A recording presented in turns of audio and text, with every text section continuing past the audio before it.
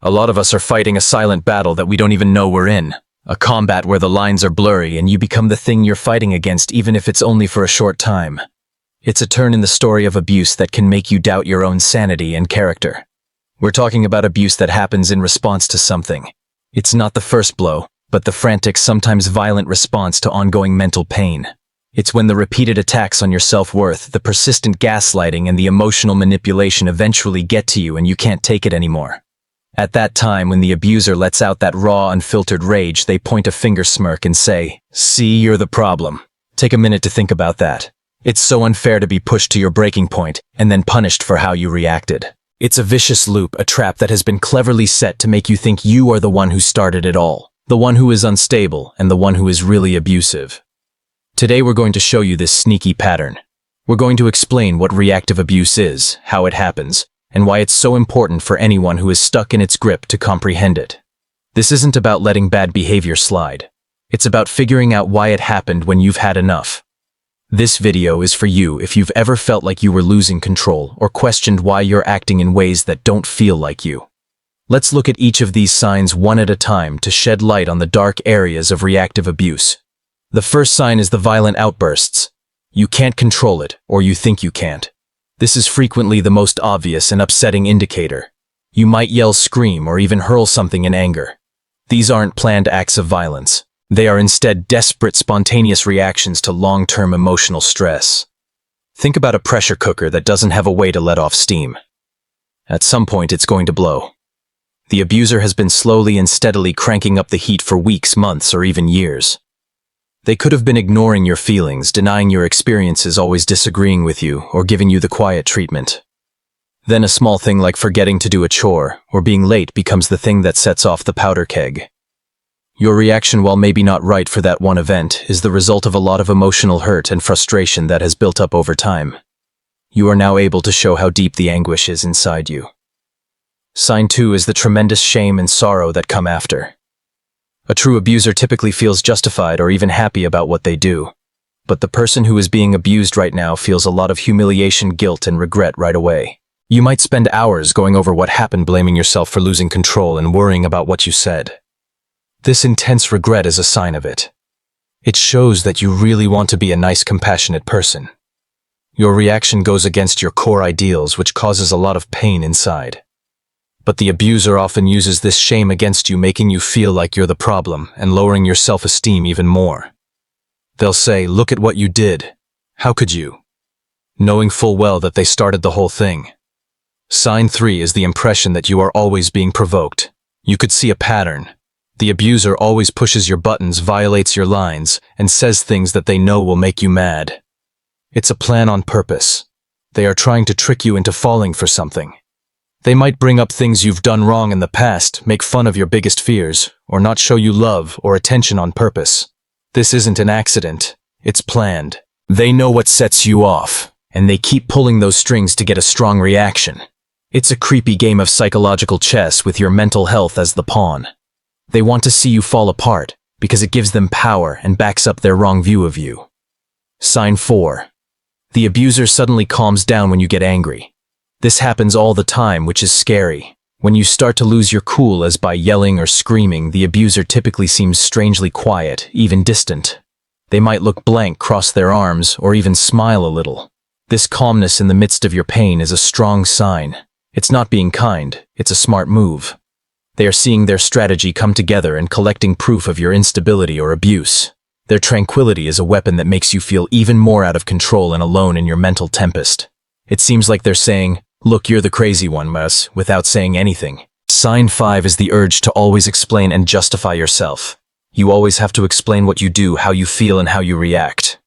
You can send long texts or emails or try to talk to the abuser over and over again, hoping they will comprehend your point of view. This is because of the gaslighting and manipulation that come before the reactive abuse. The abuser has always changed the truth, making you doubt what you remember and see. So when you react, you feel like you need to set the record straight and show that you're sane and innocent.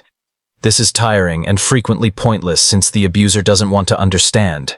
They want to control. The cycle keeps you stuck in an endless circle of explanations. Sign 6 is the feeling of being stuck and needing to get out. A strong feeling of being suffocated and having no way out is a strong sign. You could feel like you're walking on eggshells, always waiting for the next trigger or trick to be used against you. This feeling of being stuck gets stronger, which puts a lot of strain on the inside. The emotional outburst becomes into a desperate though unhealthy way to let go of the strain and break free, even if it's just for a time. It's a primordial scream from a spirit that feels trapped and under attack. You can't see the prison they've created around you, but its bars are made of fear and being emotionally drained. Sign 7 is that you are cut off from your friends and family. Abusers often cut out their victims from others slowly but definitely. They could talk bad about your pals, cause problems at family events, or just make it so hard for you to keep up with people outside of your family that you give up. Being alone like this means you have fewer outside views, less individuals to confirm what you're going through, and fewer safe places to let off steam. You have no one to talk to when you react who really gets the entire extent of the assault. This makes the embarrassment worse and makes it increasingly harder to see how reactive your outbursts are.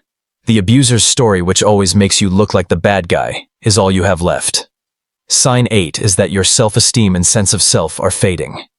Before the abuser even starts to respond, they have frequently been slowly chipping away at your self-esteem. They say bad things about everything about you, from how you look to how smart you are to how you raise your kids. You begin to take these critiques to heart and doubt your own worth and ability. When you act in ways that don't fit with who you are, it makes these negative thoughts about yourself even stronger. You can start to think that you really are unlovable, unstable, or even a nasty person. The abuser needs to lower your self-esteem because it makes you more reliant on their approval and less likely to question what they say. You lose sight of who you really are when you look in their nasty mirror. 9 signs of the cycle of apologies and rising tension. After a reactive outburst, you'll probably say sorry a lot and really mean it. The abuser can accept your apologies and perhaps show you a little tenderness, which could give you a false sense of optimism. But this honeymoon period doesn't last long. The patterns of abuse that were there before immediately start up again, and the tension starts to rise anew. This pattern of tension, outburst, apology, and temporary calm is common in abusive relationships. You run in place on a treadmill of dread where the environment varies a little bit. This cycle keeps you on edge, waiting for the next explosion, whether it's theirs or your own. Sign 10 is the feeling that you are going crazy. One of the scariest indicators is the constant feeling that you are losing touch with reality. The gaslighting, the incessant lies, and the refusal to accept what you've been through. All of this is meant to make you question your own sanity. When you respond to these provocations, it makes this anxiety more stronger. You might worry if you really are unstable, if you're making things up, or if you really are the one who is abusive. This psychological warfare is really harmful. It makes you feel lost and anxious for clarification. You're always verifying your recollections, doubting what you think you see, and feeling like you're not connected to your own mind. It hurts a lot to feel completely lost in your own brain. Sign 11 is the constant urge to establish your innocence. The abuser has turned the tables on you, making you look like the bad guy. This could make you feel like you have to gather evidence to defend your innocence.